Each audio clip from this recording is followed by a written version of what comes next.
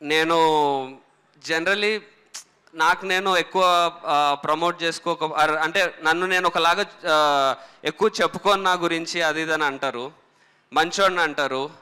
But అది actually నా మంచితనం కాదు, నేను నాలాగే ఉంటా అనే నా మొండితనం. అది దానికే స్టిక్ అయి ఉండాలని.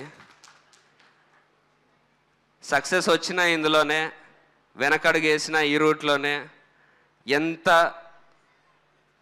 ఏమిచ్చిన లైఫ్ ఇదే. ఎందుకంటే నా పేరెంట్స్ ఒక my parents own A school.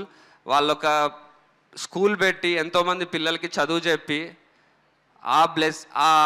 ఆ ఫీజులతో, ఆ పేరెంట్స్ ఇచ్చిన బ్లెస్సింగ్స్తో నేను తిన్నాను, నాకు డబ్బులు వచ్చినాయి, నేను హీరోని అవ్వగలిగాను.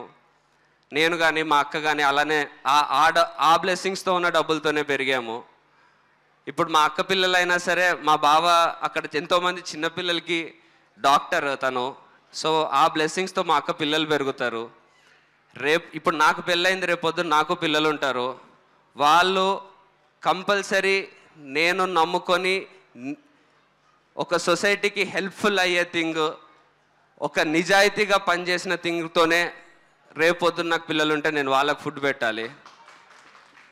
ఈ రీజన్కైనా సరే నేను ఇదే చేస్తాను. బికాస్ ఒకవేళ నేను చెయ్యలేకపోయినా మా పేరెంట్స్ ఉన్నారు, నేను బతికేస్తా. బట్ ఇదే చేస్తా, ఈ వేనే ఫాలో అవుతా. ఇది నేను యాక్చువల్లీ సక్సెస్ మీట్లో చెప్దాం అనుకున్నాను. బట్ సక్సెస్ తర్వాత వీడికి పొగరు ఎక్కువైంది కాబట్టి ఇట్లా మాట్లాడతారని అనుకుంటారని సక్సెస్కి 2 రోజుల ముందు చెప్తున్నాను.